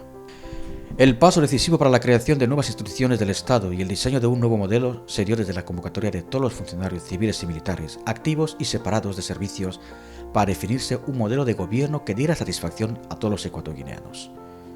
En julio, dicho consejo nombró a Obiangema Mbasogo presidente de la República para un periodo de 7 años, al tiempo que se promulgaba una nueva constitución aprobada en referéndum el 15 de agosto de 1982. Fueron momentos de euforia caracterizados por los ánimos de establecer la vida política mediante la adopción de estrategias que condujeran a la creación de nuevas estructuras institucionales. Era necesario también restaurar el Estado de Derecho, volver a poner en marcha la economía nacional, normalizar las relaciones internacionales y atraer la confianza de los socios nacionales e internacionales, públicos y privados. De esta forma, el nuevo Estado surgido el 3 de agosto acentuó la puesta en marcha de la democracia y se funda el Partido Democrático de Guinea Ecuatorial en agosto de 1986 y, en consecuencia, el inicio efectivo de la política de ensayo democrático. En noviembre se aprueba en referéndum una nueva constitución, la cuarta del país, que establecía un sistema de representación parlamentaria para los partidos políticos que fuesen legalizados. Para construir una Guinea mejor, pienso que el protagonista, lo que él tenía que verlo, no tenía que construir desde la posición de su condición de militar, ni podía construir desde el campamento. Tenía que salir del campamento para que se sintiera una autoridad constitucional, para que en función de esta autoridad constitucional podría desarrollar lo que es la democratización del país, que es lo que él llama ensayo democrático, porque sostiene que las políticas y las democracias no son perfectas ni son exactas, son dinámicas. Y a menudo que tienen que ser dinámicas es que cada momento necesita un avance en ese proceso de democratización. Precisamente lo ha bautizado con el término de ensayo democrático. Es decir, que la democracia no termina. Lo que vemos ahora como bien, pues mañana otros tienen que cargar un poco más. Y eso es constante. Entonces, la primera fase embrionaria de eso es que constituye los consejos de poblados y comunidades de vecinos, jefaturas tradicionales a modo democrático. Esta plataforma es la que sirvió de base para que se elaborase la ley fundamental, que ya se había desaparecido con el caos precedente. Y cuando se elabora esta ley fundamental, esta estructura de base sirvió de plataforma para que esa ley pudiera someterse a referéndum, porque no se va a echar una ley al aire, es que hay que echarla sobre unas estructuras políticas y administrativas que fueron los consejos de poblado y comunidades de vecinos, jefes tradicionales de ese género. Esta ley, que se aprueba en referéndum el 15 de agosto de 1982, tenía una cláusula que decía su propio protagonista tendría que administrarla en los primeros 7 años de su vigencia. Con esa diferencia, el presidente, que es el promotor de la ley, es investido presidente de la República Constitucional el día 10 de octubre de 1982. 10 de octubre de 1982. Es investido presidente constitucional. Proyección por una Guinea mejor. Ya está fuera del campamento, se ha despojado del campamento, ya tiene autoridad constitucional. Ya no es del Consejo Militar Supremo, que es lo que creó el golpe de libertad. Hay razón para definir una filosofía política. Ya es presidente constitucional. ¿Con qué orientación tiene que administrar esta autoridad? Pues inspira en el PDGE, en el Partido Democrático de Guinea Ecuatorial, que se crea en 1986. Nosotros fundamos el Partido Socialista en España, en Madrid, siendo yo estudiante de medicina, justamente en el Colegio de África. Cuando se legaliza o se crea el Partido Democrático aquí en el julio de 86, nosotros fundamos el Partido Socialista en noviembre del 86, con la esperanza de que, como ya se había abierto ya la posibilidad de partidos políticos en el país, teníamos la esperanza que con el tiempo el partido que se fue en la clandestinidad con el apoyo del PSOE, el Partido Socialista Obrero Español, algún día sería legalizado. Y justamente años después se legalizó el Partido Socialista. El CPRS aparece en 1990.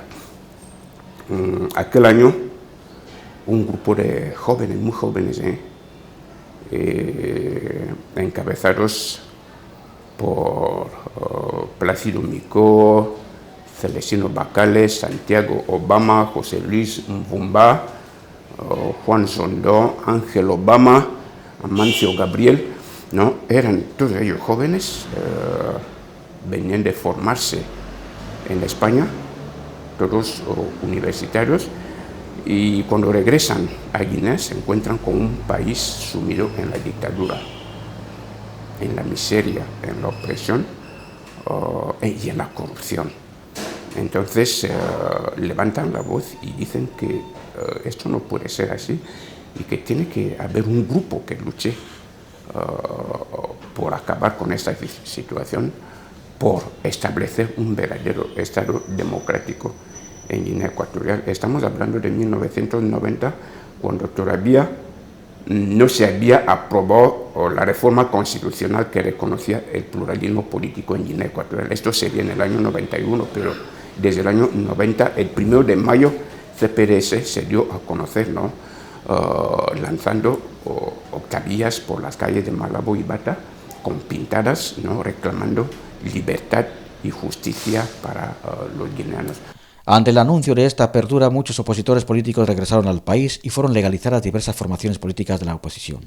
Después de la accesión del país a la independencia el 12 de octubre del año 68, meses después, justamente el 5 de marzo, hubo un intento de golpe de Estado que conllevó como consecuencias la anulación y prohibición de todos los demás partidos políticos que habían participado en la lucha por la independencia. Y obviamente esa prohibición perduró durante muchísimos años, muchas décadas, hasta el año 99, cuando se produce la apertura política y se empiezan a legalizar de nuevo nuevos partidos políticos, con la única salvedad de que la Constitución de la Carta de la CONIME del 82 prohibía que no se podían legalizar los partidos políticos que habían participado en el proceso constitucional y, consecuentemente, en la independencia del país. Esto se ha respetado, se han creado nuevos partidos políticos, me parece que ahora son 15 partidos políticos de la oposición, más el partido del gobierno, y creo que se puede dar una valoración positiva, porque era un tema que obviamente para avanzar en una sociedad es importante que se reflejen las diferentes opiniones políticas que se puedan surgir y que se respeten. La política es así, ¿no? Muchas veces no se valora el trabajo político. Esto viene ocurriendo desde hace mucho tiempo, ¿no? No solo en Guinea, en muchos países. De hecho, se dice que la política es una actividad ingrata, pero bueno, se reconoce en la historia, se reconoce con el tiempo, y creo que el trabajo de CPRS se va a reconocer porque hemos aportado mucho al proceso de democratización y seguimos ahí. Es verdad que algunos compañeros que fundaron el partido, como Celestino Bacales, ya se han ido al PDGE pero el grueso de los fundadores y los que nos hemos incorporado más tarde, yo me incorporé al partido en el año 92, es decir, 2 años después de su fundación, seguimos ahí luchando, criticando al régimen, criticando la situación política del país y respetando el ordenamiento jurídico existente y exigiendo. Debo confirmarlo, porque si lo estoy diciendo, que en las últimas elecciones presidenciales y las municipales últimas, de los 18 partidos políticos que concurren ahora mismo, 15 estaban en bloque con el PDG, 14 más PDG, 15. Es decir, que estos 15 partidos ven en el programa del ensayo democrático y en la línea que traza el PDG como una línea que está por construir una Guinea Ecuatorial mejor. No tiene otra definición, porque la persona que habla de una Guinea mejor no lo habla con una limitación, ni lo dice por él. No es una sigla política, es una inspiración que, claro, todos entendemos rápidamente. A no ser que uno tenga otros objetivos de echar todo por los suelos, ¿no? Hay una diferencia, ¿no? Con eso quiero decir que hay diferencia. Y como acabo de indicar, vamos a procurar todos que esa diferencia pues, se mantenga, crezcamos más en comprensión, en armonía, en igualdad, en unidad entre todos los que formamos este país, para que también sea, como todos deseamos, el país de todos, la casa común, en la que cada uno, desde su posicionamiento, desde su punto de vista, desde su credo religioso, desde su credo político, todos podamos convivir en paz, en unidad, en justicia, en armonía, ¿no? La República de Guinea Ecuatorial estaba sumida en una absoluta miseria cuando se produjeron los cambios en la dirección de su política en agosto de 1979, situación que condujo a proponer a España el respaldo de la peseta española para la convertibilidad de la moneda nacional, el ecuelé, con vistas a hacer frente a una serie de dificultades que frenaban el desarrollo económico del país. Sin embargo, dicha propuesta fue denegada por el gobierno español, alegando motivos de una economía ecuatoriana desastrosa. Esa petición se hizo fundamentalmente pensando de que España tenía la obligación de apoyarnos. Y seguimos pensando igual.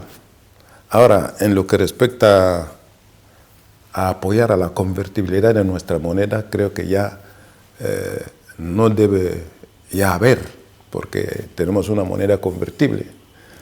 Sin embargo, no estaría mal. Si España quiere apoyarnos, nos puede dar un respaldo económico. Eso redundaría en el beneficio de Guinea Ecuatorial, redundaría también en la cooperación entre España y Guinea Ecuatorial. Por lo tanto, seguimos pidiendo a España para que, si denegó lo que es la convertibilidad de la moneda debido a la situación económica, creo que hoy, con un respaldo económico importante, España podría beneficiarse también, porque ya no se puede hablar hoy día de Guinea Ecuatorial con una situación económica catastrófica. No, la economía de Guinea Ecuatorial creo que es bastante fructífera, es una economía bastante fuerte, pero con un respaldo de España eso ayudaría mucho. Después de varias negociaciones en Francia y los homólogos de África Central, se materializó la circulación del franco en 1985 como moneda nacional en la República de Guinea Ecuatorial. Esta integración a la zona del franco CEFA ha contribuido además al desbloqueo de las barreras que existían en las relaciones económicas regionales e internacionales, así como al aislamiento del país al desarrollo político, económico y social de la región, y consecuentemente el país se adhirió a la zona francófona en 1989 y adoptó el idioma francés como segunda lengua oficial. En el campo de las relaciones con el mundo internacional se destacó en un primer momento una política de apertura a la comunidad de donantes que dio como resultado un flujo importante de asistencia técnica y financiera, que dio como resultado la suscripción de convenio con el Banco Mundial, el Fondo Monetario Internacional, el Banco Africano de Desarrollo y el Fondo Kuwaití, entre otros. También se han emprendido políticas de apertura hacia el exterior, afianzando progresivamente relaciones diplomáticas con los países del entorno del continente africano, europeo, americano y la Santa Sede. El gobierno trabaja para mejorar la situación de las personas, del pueblo. Lo mismo la Iglesia trabaja por la moral, por la buena vida de los humanos. Por lo tanto, tanto el gobierno que la Iglesia trabajan de una manera paralela. Por lo tanto, eso tiene que definirse como un hecho que impone las buenas relaciones que deben de existir entre el gobierno y la Iglesia. Y de suerte que en Guinea Ecuatorial existe esa armonía, porque trabajamos en pro de la población. Paralelo a esta labor diplomática, Guinea Ecuatorial ha venido reforzando su presencia en instituciones y organismos internacionales, en muchos de los cuales es miembro de pleno derecho. Guinea Ecuatorial estaba identificada tradicionalmente como país eminentemente agrícola, ya que desde un primer momento su economía se basaba en la producción del cacao, café y la madera.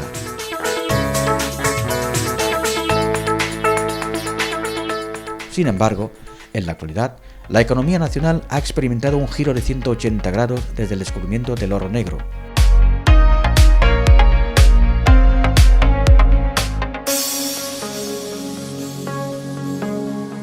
El desarrollo que ha experimentado Guinea Ecuatorial en los últimos años se debe al descubrimiento del petróleo. El presidente del país, Obiang Bazogo, ha optado por la inversión de los beneficios procedentes del petróleo para desarrollar las infraestructuras nacionales y edificación del país. Así se puede contemplar la construcción de carreteras, autopistas, viviendas sociales, hospitales, complejos deportivos y otros.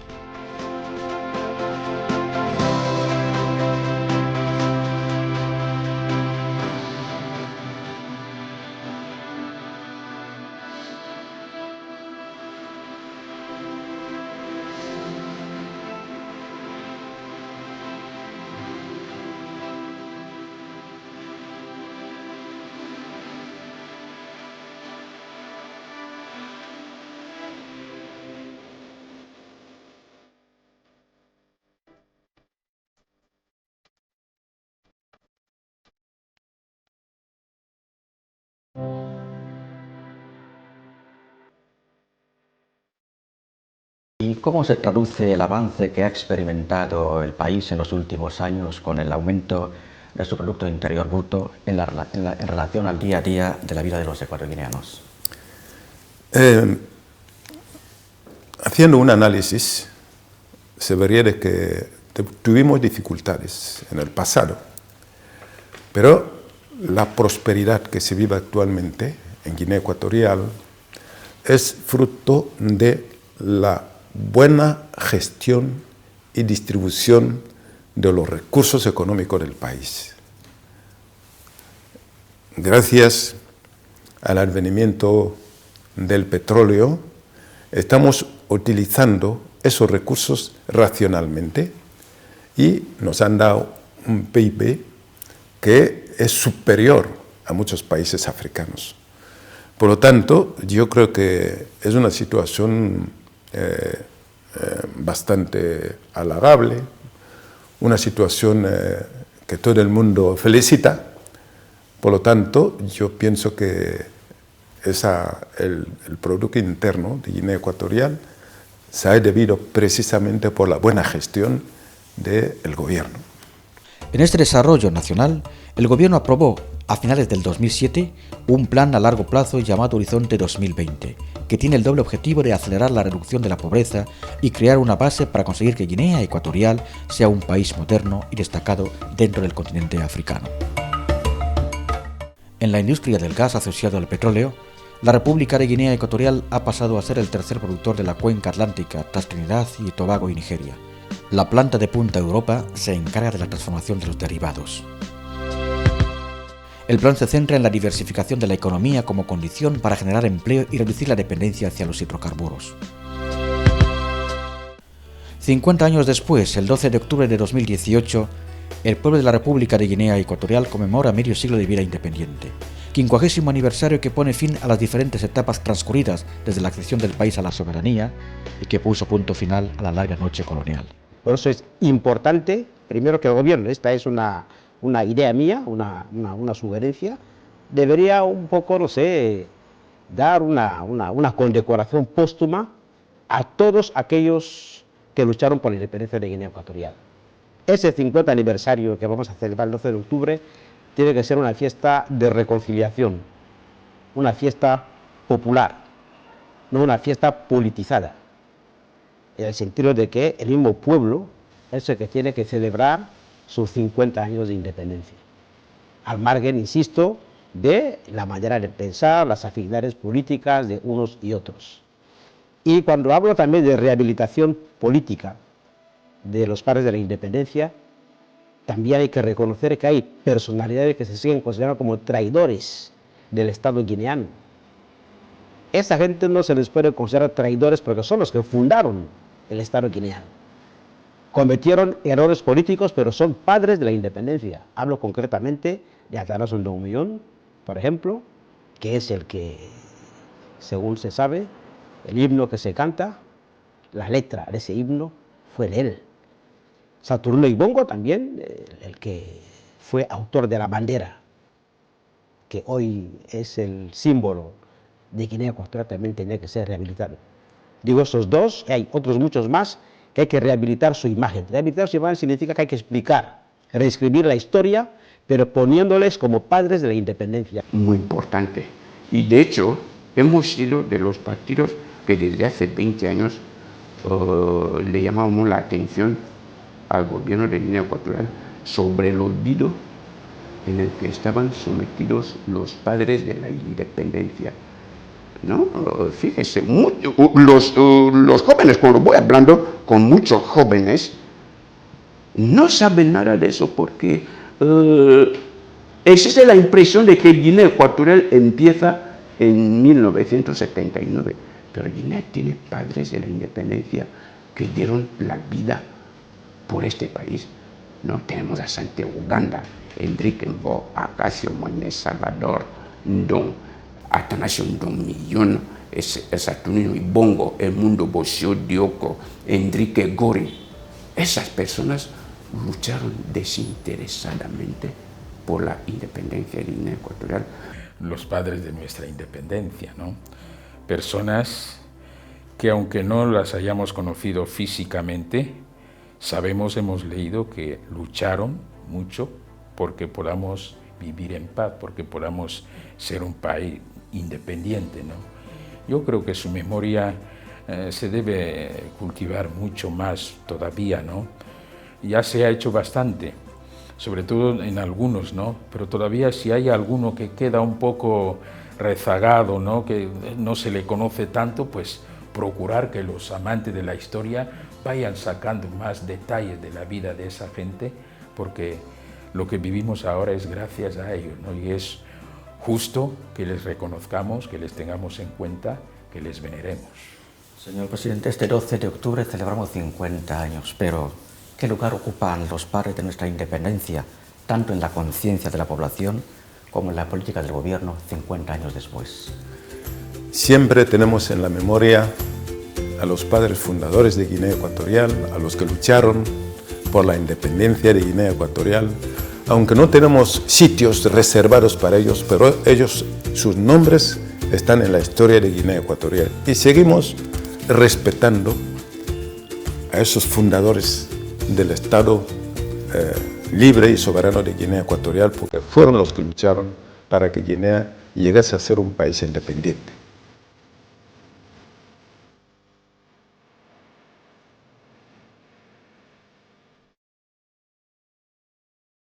Hoy, los guineanos pueden contemplar con cierta satisfacción los años pasados y considerar los venideros con esperanza.